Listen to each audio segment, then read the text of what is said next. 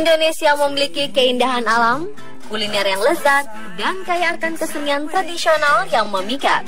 Beberapa kesenian asli warisan leluhur telah terkenal hingga ke mancanegara dan menjadi tontonan wajib bagi para wisatawan asing kala berkunjung ke tanah air. Dan wayang merupakan salah satu puncak seni budaya bangsa Indonesia paling menonjol di antara karya seni dan budaya lainnya. Budaya wayang begitu kompleks, meliputi seni peran, seni suara, seni musik, seni tutur, seni sastra, seni lukis, hingga seni pahat. Perkembangan budaya wayang dari zaman ke zaman memiliki beragam fungsi, seperti sebagai media penerangan, dakwah, pendidikan, dan hiburan.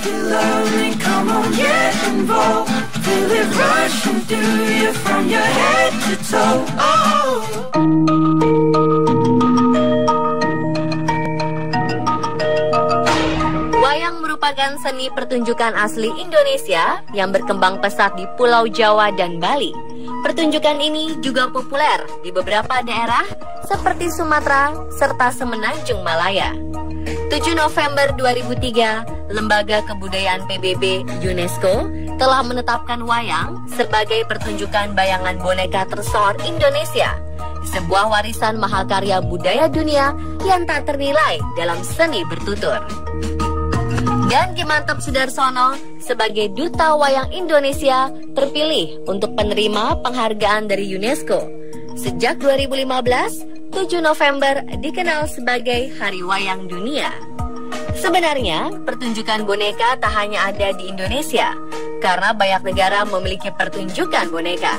Tetapi pertunjukan wayang di Indonesia memiliki gaya tutur dan keunikan tersendiri sebagai mahakarya asli dari Indonesia.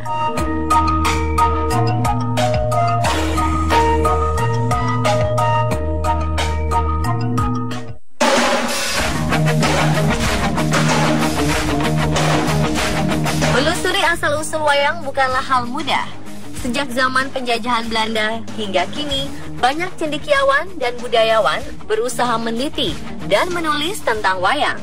Meski terdapat sedikit perbedaan pendapat, semua peneliti sepakat bahwa wayang telah ada dan berkembang sejak zaman kuno. Sekitar tahun 1500 sebelum Masehi, jauh sebelum agama dan budaya dari luar masuk ke Indonesia, wayang dalam bentuknya yang masih sederhana adalah asli Indonesia. Sampai saat ini, catatan awal yang bisa didapat tentang pertunjukan wayang berasal dari prasasti Balitung pada abad keempat yang berbunyi Sigaligi Mawayang. Berasal dari zaman animisme, wayang terus mengikuti perjalanan sejarah bangsa sampai pada masuknya agama Hindu di Indonesia sekitar abad ke-6. Bangsa Indonesia mulai bersentuhan dengan peradaban tinggi dan berhasil membangun kerajaan-kerajaan seperti Kutai, Tarumanegara, bahkan Sriwijaya yang besar dan jaya. Pada masa itu, wayang berkembang pesat dan mendapat fondasi yang kokoh sebagai suatu karya seni bermutu tinggi. Ketika agama Hindu masuk ke Indonesia, terjadi penyesuaian budaya dan wayang menjadi media efektif menyebarkan agama Hindu. Pertunjukan wayang menggunakan cerita Ramayana dan Mahabharata. Masuknya agama Islam di Indonesia pada abad ke-15 membawa perubahan cukup besar, termasuk dunia pewayangan. Bentuk wayang yang semula realistik proporsional, seperti tertera dalam relief candi-candi, diubah menjadi bentuk imajinatif seperti wayang sekarang ini. Selain itu, banyak sekali tambahan dan pembaharuan dalam peralatan seperti kelir atau layar, blencong atau lampu, serta debok yaitu batang pohon pisang untuk menancapkan wayang. Isi dan fungsi wayang kemudian bergeser dari ritual agama menjadi sarana pendidikan, dakwah, penerangan, dan komunikasi massa.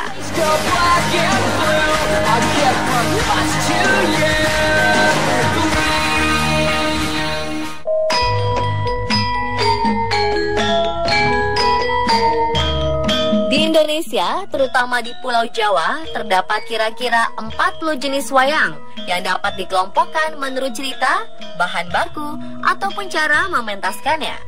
Sayangnya, lebih dari separuh jumlah tersebut sekarang tidak dipertunjukkan lagi bahkan telah punah. Jenis wayang pertama adalah wayang beber. Wayang beber dipertunjukkan dengan cara menggelar wayang tersebut.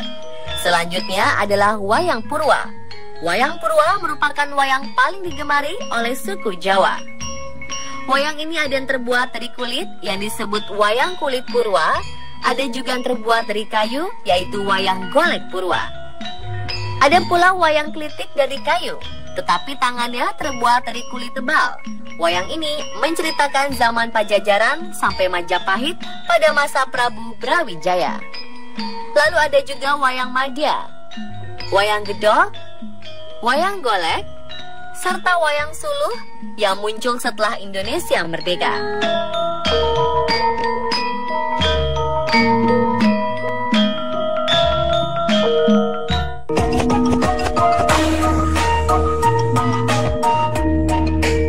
Indonesia mengenal beberapa tokoh dalang populer. Di era modern, dalang-dalang top ini masih tetap menjaga serta melestarikan wayang. Nama Asep Sunandar Sunarya dikenal sebagai dalang wayang golek yang menciptakan tokoh si Cepot. Dengan karyanya dan kiprahnya di dunia wayang, pria kelahiran Bandung 3 September 1955 ini disebut-sebut sebagai maestro wayang golek Indonesia. Salah satu dalang wayang kulit purwa populer di tanah air adalah Ki Narto Sabdo, merupakan dalang legendaris dari Jawa Tengah. Ki Narto Sabdo disebut sebagai pembaharu dunia perdalangan di tahun 80-an. Selain Ki Narto Sabdo, nama Ki Mantep Sudarsono atau biasa disebut Dalang Oye seakan melekat menjadi satu dengan seni wayang. Beliau juga pernah menerima penghargaan Satya Lencana Kebudayaan dari Presiden Soeharto pada tahun 1995. Kepiawaiannya dalam memainkan wayang membuat sang dalang kelahiran 31 Agustus 1948 ini disebut-sebut sebagai pelopor kombinasi seni pedalangan dengan peralatan musik modern. Uniknya, belakangan ini saat melakukan pertunjukan wayang, Ki Mantep Sudarsono diiringi oleh 3 sinden, warga Amerika Serikat, Hongaria, dan Jepang yang cukup menyita perhatian. Ayo dilawan bareng-bareng. Olopis kuntul baris.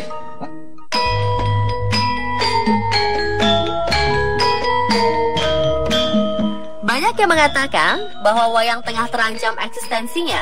Ternyata banyak generasi muda yang jatuh cinta pada dunia wayang, seperti Ki Gandik Edias Moro serta Ki Yakut Agip Ganta Nuraidin. Mereka telah piawai memainkan para wayang di usianya yang masih muda.